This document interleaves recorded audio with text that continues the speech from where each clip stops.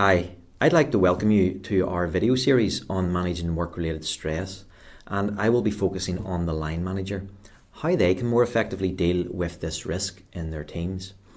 I would also recommend you check out our other videos on the organisational approach to managing work-related stress and understanding fatigue and burnout. There are 3 parts to this, and this is part 2. In part 1, I looked at adopting a better approach to health and also the business case for managing work-related stress.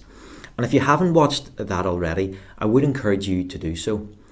In this video, part 2, we will be looking at the differences between work-related stress and pressure, when pressure becomes work-related stress. And I will also introduce you to the HSE Management Standards, which are the best practice approach to managing work-related stress. In the next video, part 3, we will be considering what your role is as a line manager and identifying a range of resources that are available for you to utilise as a manager. I'm going to start off by considering the difference between work-related stress and pressure. Now, we have a definition of work-related stress from HSE GB, and they tell us that it's the adverse reaction people have to excessive pressures or other types of demand placed upon them. The key phrases within that definition are adverse reaction and excessive pressure. We should note that people can talk about stress in a positive sense because in our body we have a natural stress response mechanism which is there for good reasons. And so, for example, supposing I was about to step out to cross the road and out of the corner of my eye I see a car coming very fast that I hadn't observed previously. Well, the stress response mechanism kicks in to this newly perceived danger and I will suddenly stop and step back. It's commonly known as the fight or flight response, and it's a good thing that we have it. However, we often trigger that response in false ways when it doesn't need activated. And in a work-related situation where you have the constant triggering of that mechanism and you're developing an adverse reaction, then you will be suffering from work-related stress, which is not a good thing. It's something we don't want to happen. It's a risk we need to manage. So let's look at the human performance curve. The human performance curve describes how individuals function under different degrees of pressure. We all have the same stages of the curve, but the factors, level of exposure and duration that cause us to move through each stage vary significantly from person to person, so it's also a very individual thing. When there is no pressure or incentive to fulfill a work task, the motivation and the performance is low. Research has found that as pressure increases, so does performance until it reaches an optimal performance level. And as you see there, we even begin to stretch ourselves. Now, a good example of that stretch might be a finance branch coming up to the end of a financial year. The pressure is heightened, pace of work may be greater and a lot more intense, but it is for a short period of time. And you know it's coming up every year, so you can plan for it and it will pass. However, if that pressure lasts a significant length of time or passes that optimum point, then performance begins to decrease and stress, exhaustion and eventually burnout will occur. As I said, individuals have varying tolerance levels and react differently to stressors or triggers.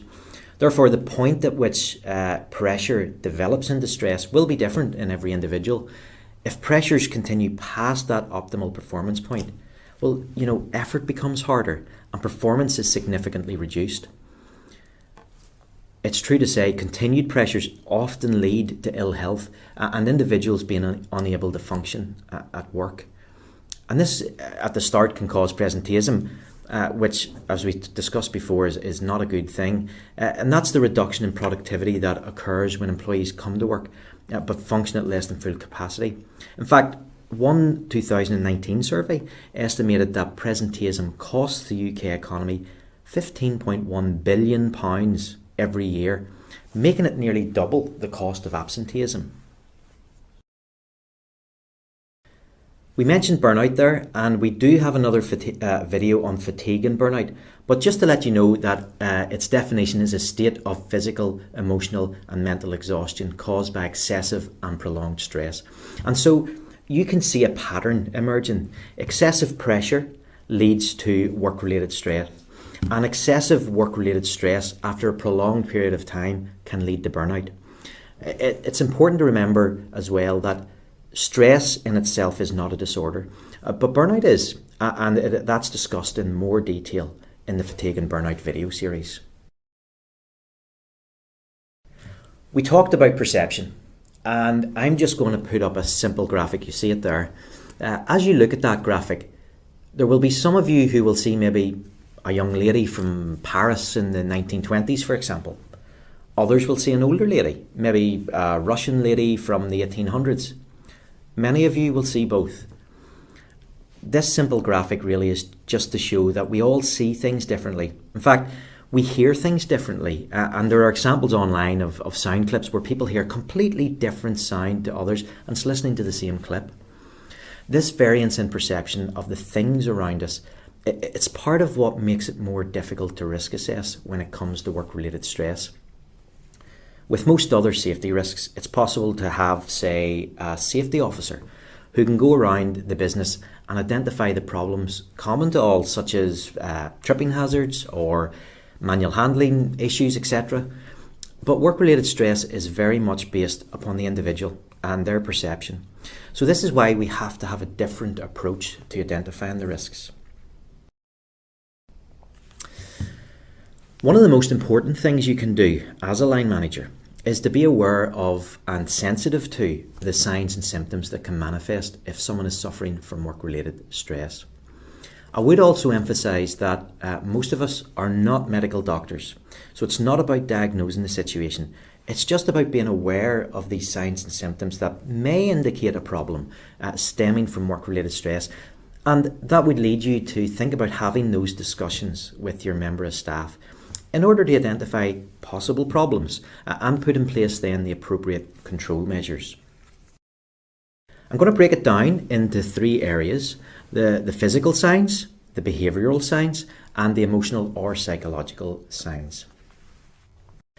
So the physical signs would be things such as someone suffering from blurred vision or dizziness, having increased headaches, perhaps neck and back pain. By the way, think of the business case and how work-related stress can be associated to other illnesses. There's suffering from indigestion, developing ulcers, high blood pressure. Again, thinking back to the business case, looking at the long-term effects on an individual, such as linkages to cardiovascular disease.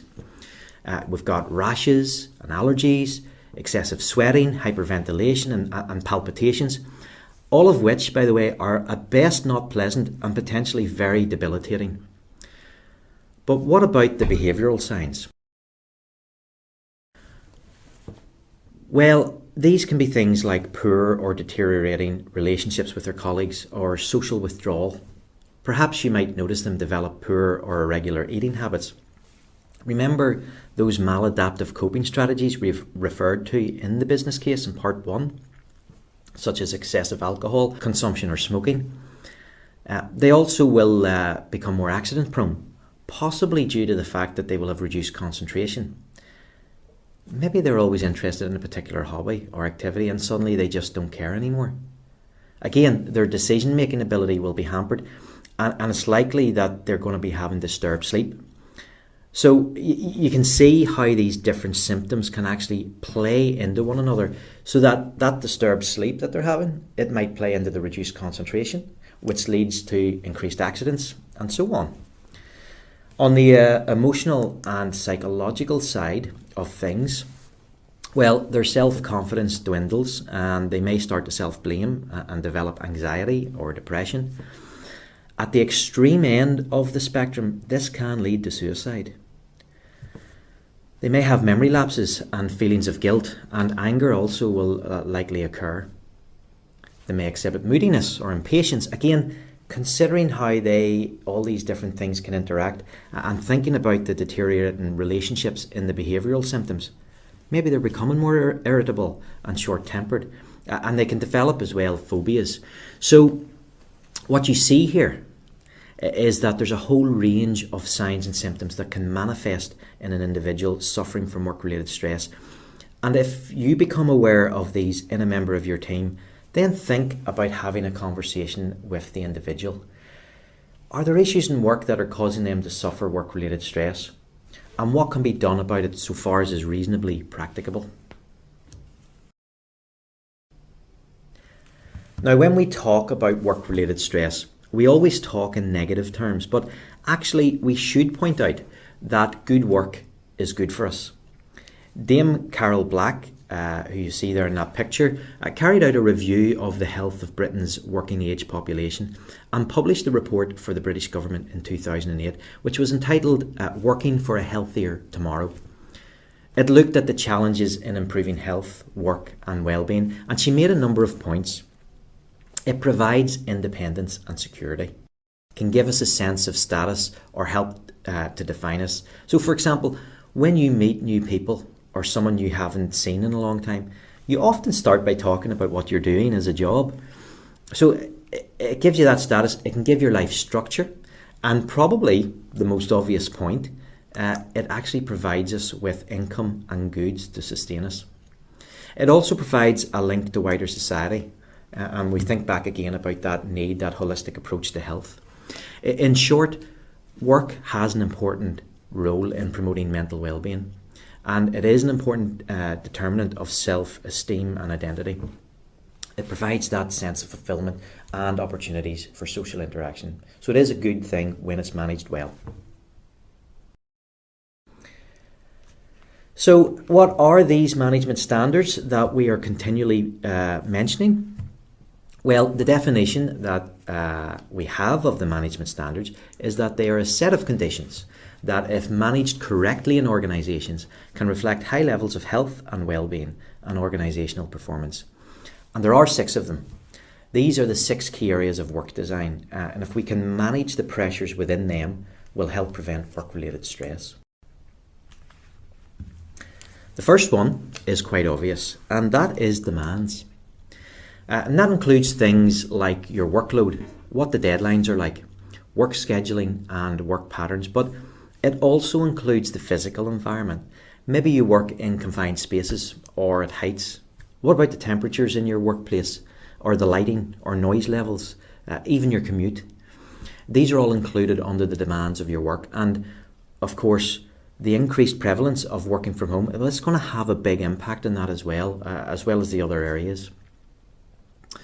The management standard is that employees indicate that they are able to cope with the demands of their job, and that systems are in place locally to respond to any individual concerns.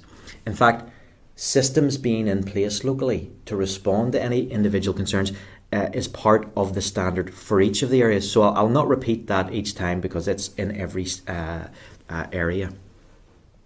The second management standard is control, and really this involves how much say the person has in the way they do their work, the autonomy they have in their role.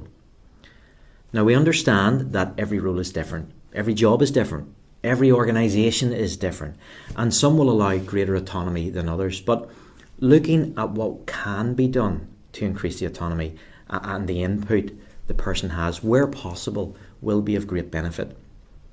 The research suggests that when there are greater opportunities for participation and decision making, greater satisfaction and higher feelings of self-esteem are reported. The standard is that employees indicate that they are able to have a say about the way they do their work.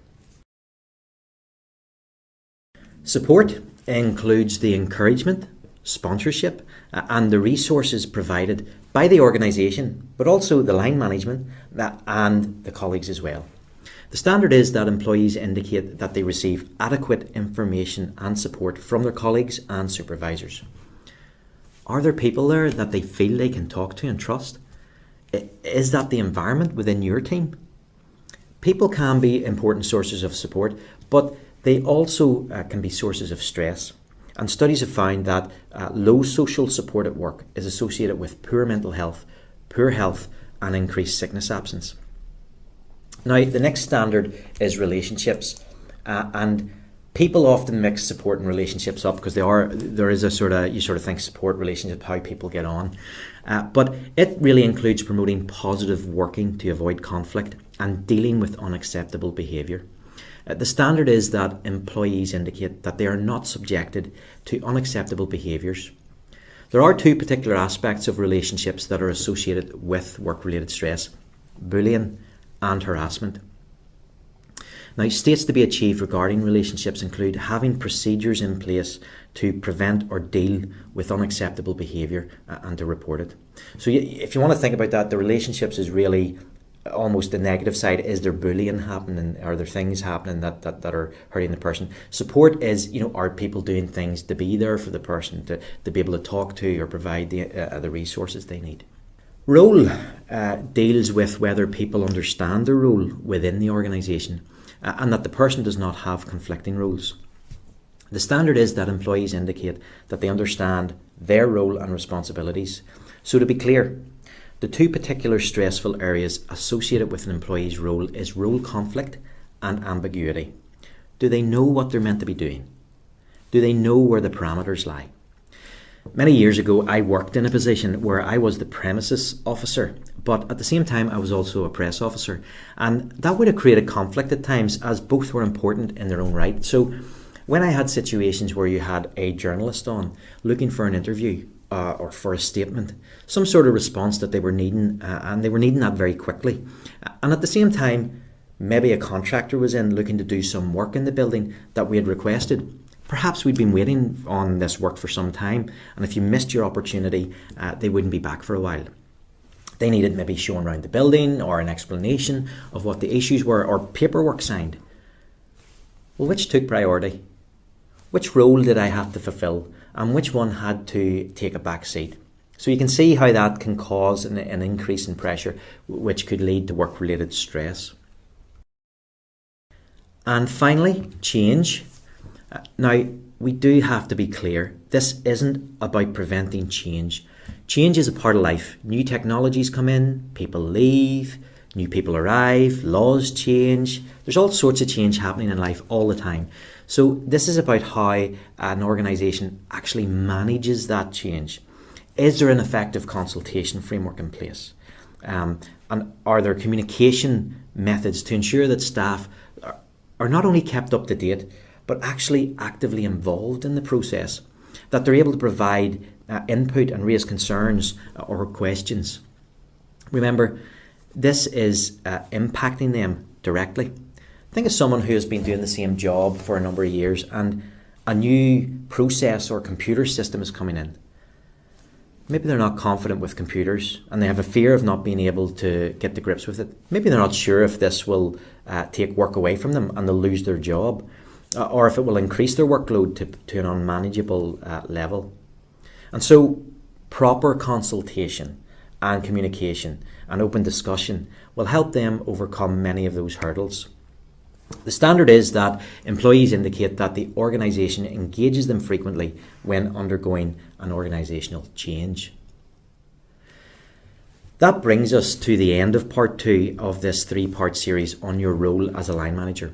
In part 3, we will be focusing on how you go about doing an individual risk assessment with your member of staff, using the management standards as a guide, and also there will be information on the resources available to help you so that you're not trying to deal with this issue by yourself. If you want to contact us for more information or help with anything we've been talking about in this video, then you can contact us via the email stress@hseni.gov.uk or by telephone on 0800 0320 121. Thanks for listening. Take care.